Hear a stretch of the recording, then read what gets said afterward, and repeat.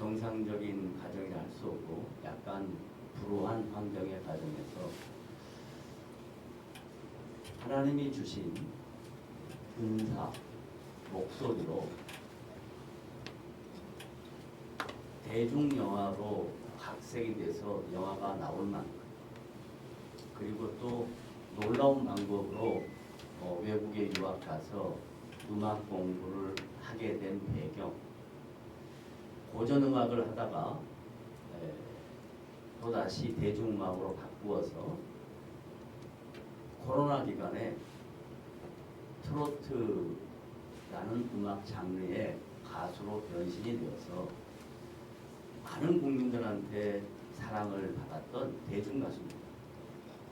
그런데 그가 유튜브에 찬양을 올리는 내용이 몇 개 있어서 저도 그 찬양을 들어봤습니다. 좋은 음악성, 좋은 목소리, 아주 프로다운 음향, 고백, 정말로 귀하게 생각했는데 어느 날 갑자기 음주운전을 통해서 엄청난 사회적 안타까움을 일으켰는데, 목사로서 그 모습을 보면서 다양한 생각들을 할 것입니다.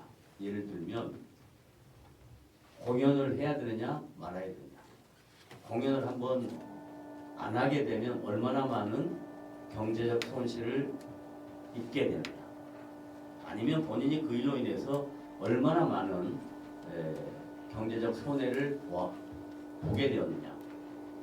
저는 그런 것으로 이 사건을 접근하지 않습니다.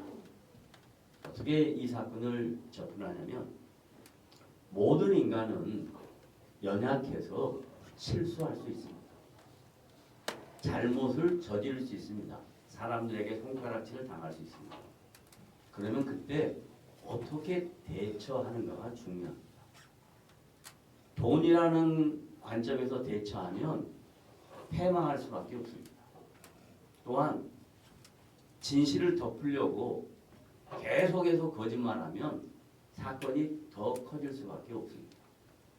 만약에 김호중 씨가 처음부터 그 사고를 내고 그 자리에서 자신의 잘못을 시인하고, 그리고 상대방에게 다양한 정신적, 경제적 피해 보상을 하고, 또 정확하게 자기가 음주한 것을 경찰에 그대로 진술했으면 이렇게 파장이 크지 않습니다.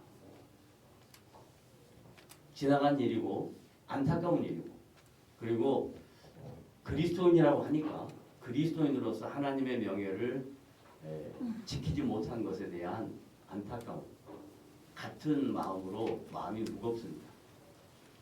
이것이 바로 세상 속에 사는 그리스도인들이 어떻게 살아야 할 것인가에 대하여 다시 한번 생각해보는 계기가 되었던 것입니다.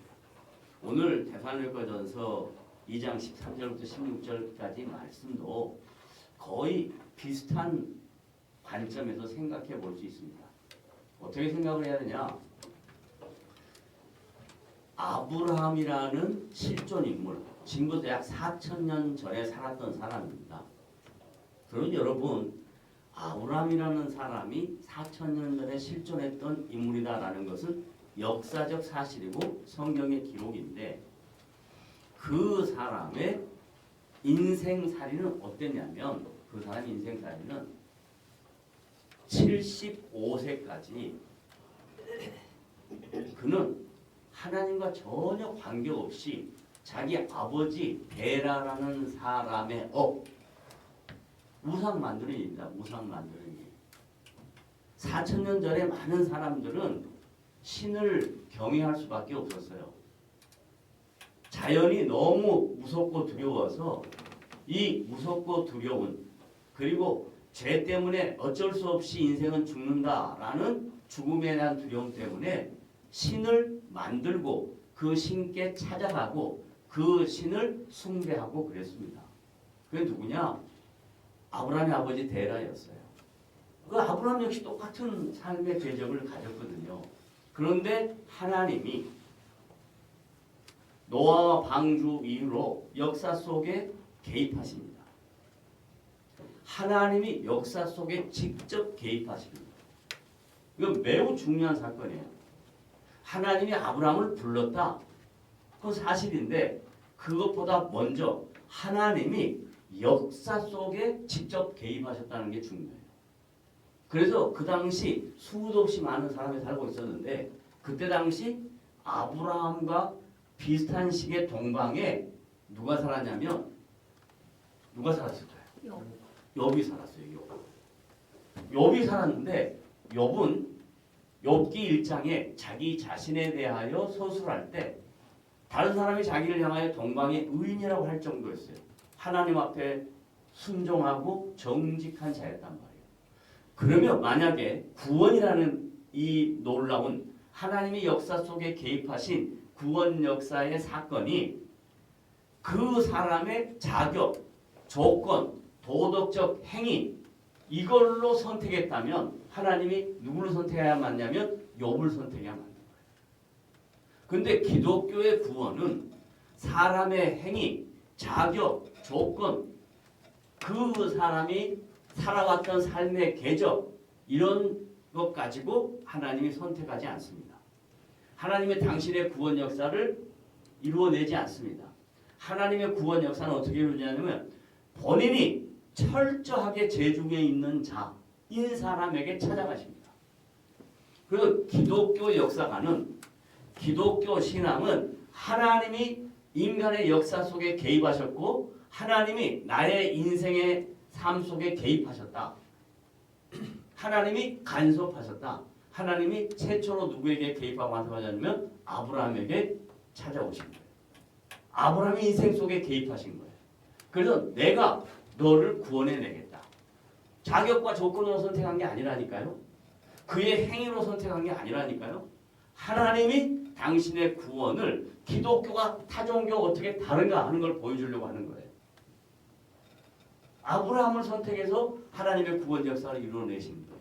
그래서 아브라함의 혈통적 자손이라고 생각하는 사람들이 소위 뭐라고 자기 민족을 불렀냐면 호칭했냐면 유대인이라고 부른 거예요. 유대인. 구별된 민족, 선민. 우리는 하나님 앞에 선택된 백성. 이런 민족의식, 이런 우월의식, 이런 선민의식이 초대교회 때 하나님의 아들로 이 땅에 오신 예수 그리스도를 하나님의 아들로 인정하지 않아요. 메시아로 인정하지 않아요. 왜 그랬을까요? 그건 하나님의 구원 역사는 온 인류를 위한 것인데 유대인의 마음속에는 하나님은 우리 하나님, 하나님은 우리 민족의 신, 하나님은 우리 민족만 사랑해야 돼. 이런 유대인의 선민의식과 우월의식 때문에 예수 그리스도를 메시아로 받아들이지 않은 거예요. 여기에서 매우 중요한 거 예수 믿는 성도가 나는 하나님의 자녀, 나는 하나님의 백성, 그리고 하나님이 날 지켜줄 거야. 그리고 나 외에 다른 모든 사람은 하나님과 관계없어. 이렇게 생각한다면 유대인들이 잘못 이해하고 있었던 생각과 똑같은 오류를 범하게 되는 거예요. 따라서요. 나는 주님의 백성이지만 주님은 온 인류를 향하여 당신의 계획을 갖고 계신다. 그러니까 나의 하나님이지만 인격적으로 그 하나님은 예수 믿는 사람들만의 하나님이 아니란 말이에요. 이걸 놓치면 신앙에 큰 문제가 생겨요. 그런데 유대인들이 그런 신앙의 문제가 지금 생겼다라고 이야기하는 거예요. 자, 보세요. 본문으로 돌아갑니다. 데살로니가 2장 13절부터 16절에 보면 사도들이 감사를 했어요. 지난주 말씀에 대하여 반응하는 감사입니다. 사도들이 복음을 증거할 때 데살로니가 교회 성도들이 사람의 말로 받지 않냐고 하나님의 말씀으로 받았다고 그랬잖아요. 거기에 대해서 감사합니다. 다 같이 따라 읽어봅니다. 시작. 하나님의 말씀을 받을 때 사람의 말로 받지 아니하고 하나님의 말씀으로 받은 것에 대하여 사도들이 감사합니다. 데살로니가 교회 성도들의 신앙을 칭찬하는 거예요. 마찬가지로 저와 여러분들도 지금 듣는 말씀을 목사가 전하는 말씀을 받지 아니하고 하나님의 말씀으로 받으면 똑같은 개념의 감사가 우리에게 넘친다 이런 뜻이에요. 하나님의 말씀이라면.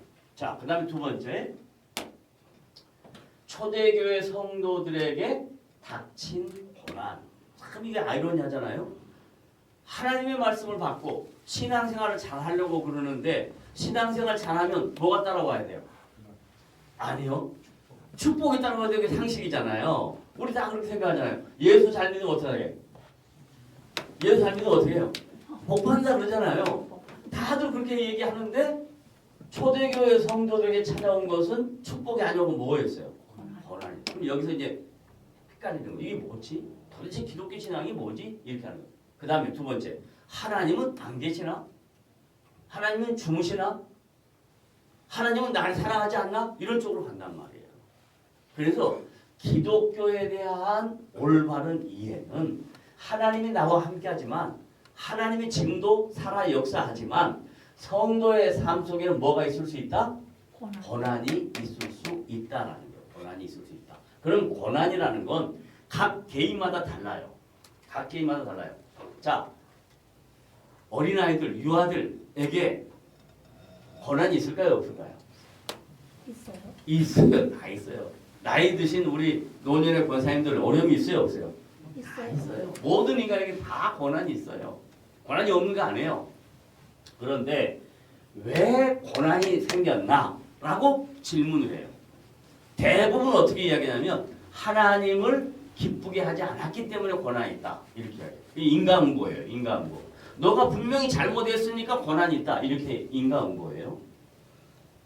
또 고난이 왜 있는가라고 고민할 때 이 고난은 너가 알지 못하겠지만 분명히 너 인생 속에 문제가 있어서 생긴 결과다. 똑같은 인과응보예요.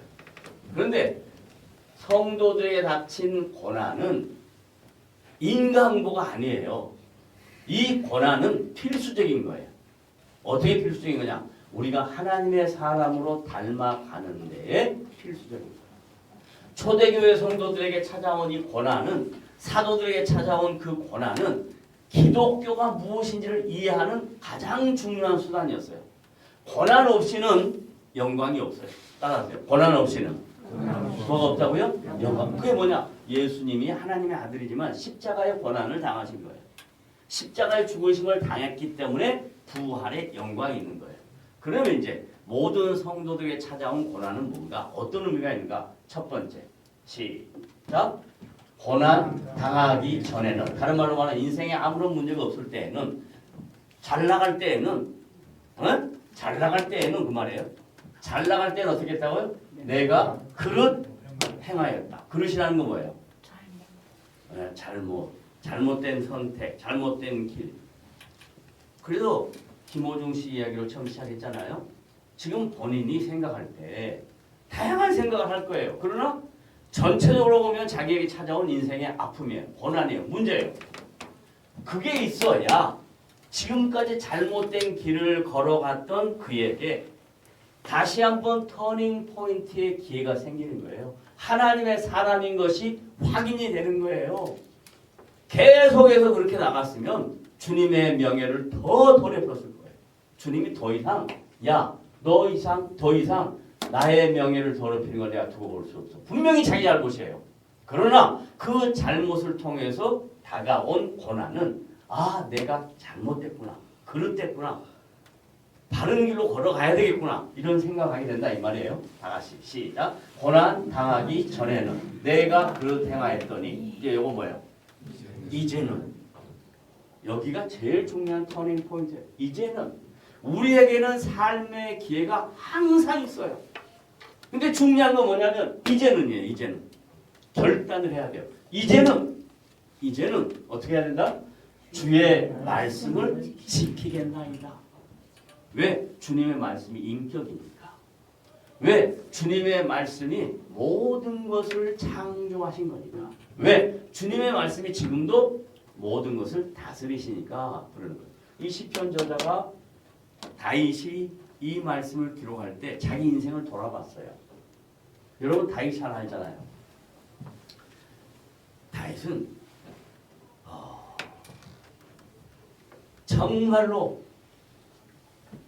이스라엘이라는 나라를 통일 왕국으로 만들었던 위대한 인물입니다.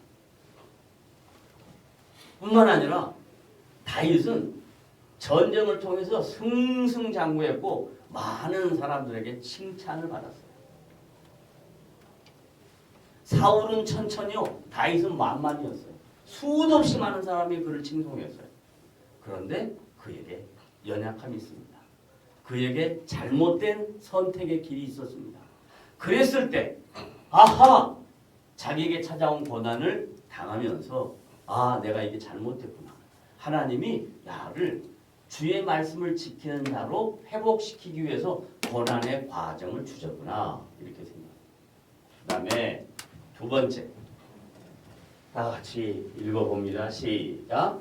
고난 당한 것이, 이건 이제는 지금 현재 상황이에요. 고난 당한 것이, 시작. 내게 뭐라고요? 이거 굉장히 어려운 이야기예요. 현실을 수용한다 이 말이에요.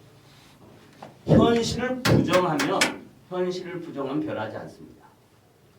현실을 수용해야 변화가 생깁니다. 따라합시다. 현실을 부정하면 어떻게 된다고요? 현실을 부정하면 어떻게 될까요? 망해요. 그래요. 변화가 없어요. 현실을 부정하면. 현실을 어떻게 해요? 인정하면 그때부터 변화가 생겨요. 따라하세요. 현실을 부정하면 어떻게 된다고요? 변화가 없고, 현실을 인정하면 변화가 생깁니다. 각자 다 적용하세요. 각자. 제발 현실을 인정하세요. 네? 현실을 아이 컨택 좀 해주세요. 현실을 인정하세요. 현실을 인정해야 돼. 그래야 변화가 생기는 거예요. 자꾸 그걸 부인하려고 그러면 안 돼. 현실을 인정하라고요. 그래야 변화가 생겨요. 다시. 고난당한 것이 내게 위기라. 현실을 인정해야 된다.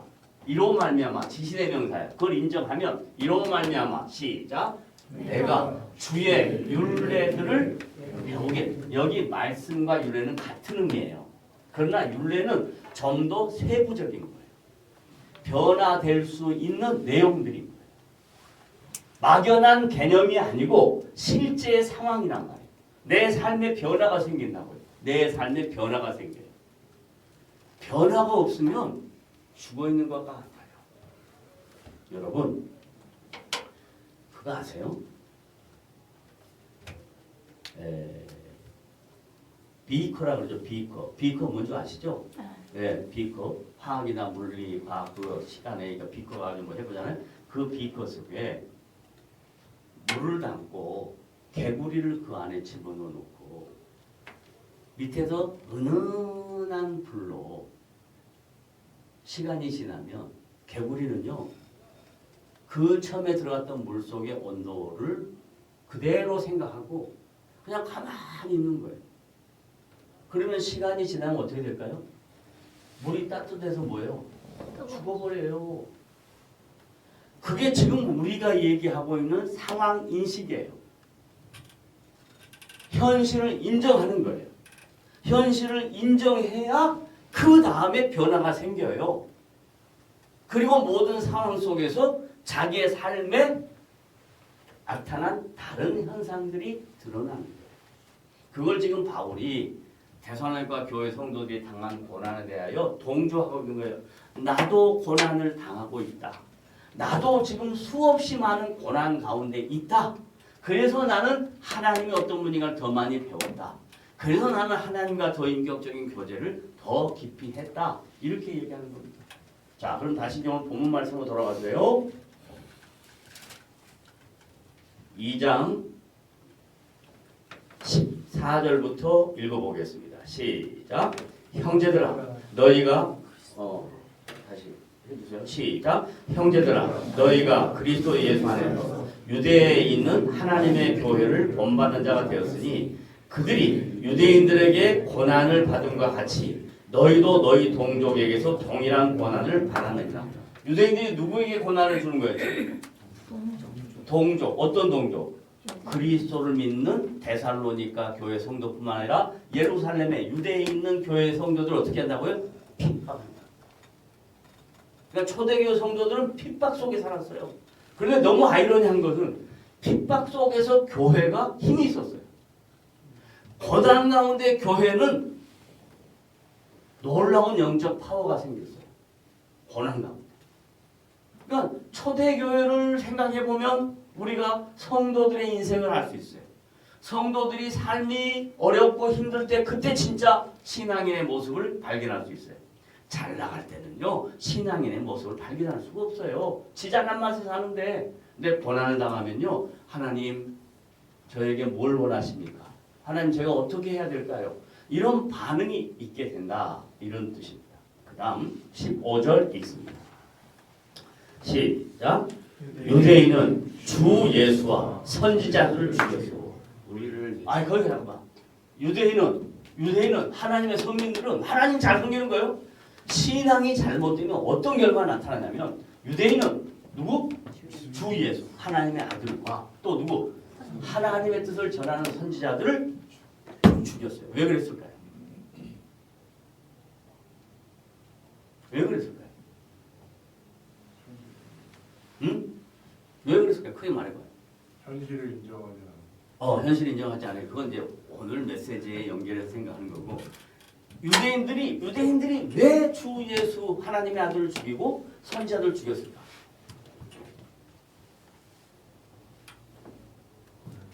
응? 고난을 위해서? 고난을 주어서 고난을 당하니까 그래서 뭐 일리는 있어요. 그렇지만 잘 생각해봐요. 왜 유대인은 예수님과 선지자들을 죽였을까? 자기를 생각하는 그렇지. 처음 시작할 때 제가 이야기했잖아요. 유대인들은 그들의 신앙이 뭐냐면 우리만의 하나님이야. 하나님이 우리 민족의 하나님이어야 돼. 그런데 예수님은 아까 뭐라 그러냐면 너희들 말고 너희들은 어떤 사람이냐면 예수님 막 그들 향하여 욕을 해요. 제사장들을 향하여 그 당시 거짓 선생들을 향하여 막 그냥 쌍욕을 하셔요. 그리고 다시 말씀해요. 내가 이 세상에 온 것은 너희를 구원하러 온 것이 아니라 온 인류를 구원하기 위하여 섬기러 왔다라고 말하는 말이에요. 그 말이 너무너무 듣기 싫은 거예요. 지금 우리 예수 믿는 사람도 똑같아요. 하나님 우리만 축복해야 돼요. 하나님 내 교회만 축복해야 돼요. 하나님 나만 잘 살아야 돼요. 그래서 같은 예수 믿는 사람을 핍박한다니까. 지금 이게 마지막 때 기독교의 모습이에요. 에? 나만 잘 돼야 돼. 나만. 유대인은 주 예수와 선지자들을 죽였어요. 왜 죽였냐? 자기들이 믿는 하나님, 자기들이 섬기는 하나님 나만 사랑해야 돼요. 우리 민족만 사랑해야 돼요. 하나님의 뜻하고는 전혀 관계없어요. 기독교인들이 자기의 신앙을 주관적으로 생각해서 하나님은 나의 하나님, 하나님은 내 말만 들어야 돼. 하나님은 내 인생 속에만 개입해야 돼. 하나님 나만 축복해야 돼. 그러면 그건 기독교가 아니에요. 하나님을 이용하는 거예요. 하나님은 그런 분이 아니에요. 하나님은 온 우주 만물을 창조하시고 통치하시고 사랑하시고 간섭하시고 유대인은 주 예수와 선지자들을 죽이고 그 다음에 시작 우리를 쫓아내. 여기서 우리는 누구예요? 사도들을 쫓아내고 그 다음 또 하나님을 기쁘시게 하지 아니하고. 그걸 하나님을 기쁘시게 하지 않은 건 뭐예요? 자기를 기쁘게 한 거지. 하나님을 기쁘게 하지 않은 건 결국 뭐예요? 자기를 기쁘게 한 거예요. 자기를 기쁘게 하고 모든 사람에게 뭐가 돼요? 대적이 돼요. 그게 2000년 역사예요. 지금. 그렇게 2000년 역사 지나다 보니까 여러분들은 전부 다 독일에 유대인들을 죽인 사람 누구예요? 히틀러만 생각하죠? 히틀러만 나쁜 놈이라고 생각하죠? 분명히 나쁜 사람이에요. 분명히 잘못됐어요. 그러나 그렇게 유대인을 죽일 수밖에 없었던 역사적 사실들이 많아요. 유대인들은 자기들밖에 몰라요. 거꾸로 바꾸면 유럽에 있는 많은 유럽인들이 유대인들에게 많은 고통을 당했다는 거예요. 어떤 고통? 경제적 고통을 당했어요. 유대인들은요, 돈에 대해서는 두말할 필요가 없습니다. 그러니까 유대인들이 돈 가지고 그렇게 장난을 치니까 이제 중동의 석유가 나오기 시작하면서 60년대부터요. 1960년대부터 중동의 석유가 나오다 보니까 중동이 그동안 당했던 서러움을 유대인들한테 다 갚는 거예요. 그게 역사입니다.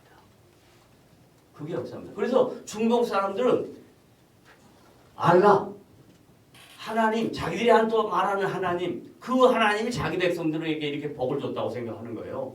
그러니까 지금 전 세상은 알라, 이슬람을 믿는 사람하고 유대인, 하나님을 믿는 사람하고 똑같이 서로 싸우고 그러는 거예요. 그 안에 낀 게 뭐냐? 기독교예요. 기독교가 어떻게 해야 되냐 이 말이에요. 똑같이 그들처럼 그렇게 하면 안 되죠. 다시. 유대인은 주 예수와 선자들을 죽이고 우리를 쫓아내고 하나님을 기쁘시게 하지 아니하고 모든 사람에게 대적이 되어 어떻게 했냐? 16절 마지막 결론입니다. 시작. 우리는 누구예요? 사도들이 이방인에게 말하여 어떻게?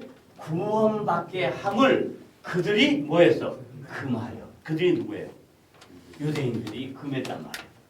구원은 우리 것이야. 우리 것. 금하여. 시작. 자기 죄를 항상 채우매 노하심이 끝까지 그들에게 임하였느니라. 그러니까 하나님의 노하심이 누구에게 있다고요? 유대인에게 있단 말이에요. 그럼 왜 유대인에게 있다고요? 자기밖에 모릅니다. 자기밖에 모릅니다. 하나님은 자기만을 사랑하는 사람 원하지 않아요. 자기 외에 다른 사람과 함께 잘 사는 것을 원하세요. 이것이 기독교의 정신입니다. 그래서 바울이 데살로니가 교회 성도들을 격려하고 칭찬하면서 유대인들이 이렇게 잘못된 행위를 했다. 너희들은 그러지 마라. 기독교는 그것이 아니다. 라고 하는 말씀을 잘 들어서 여러분이 좀 더 넉넉한 그리스도인, 하나님이 기뻐하시는 그리스도의 이름을 명예를 지켜내는 그리스도인 되는 그런 복된 성도들이 되어야 되지, 주님의 이름과 그리스도의 이름을 손상케 하고 명예를 똥칠하는 그런 성도가 되어서는 안 된다 하는 말씀을 드리는 겁니다. 그러므로 저와 여러분은 하나님을 기쁘시게 하는 복된 성도들이 되시기를 주님의 이름으로 부탁을 드립니다. 아멘. 기도합시다. 하나님 아버지, 오늘도 주의 말씀을 나누게 하시고 주님이 우리에게 요구하시는 기독교인의 정신을 다시 한번 되새기게 하셨으니 우리가 이 땅에서 사는 이유와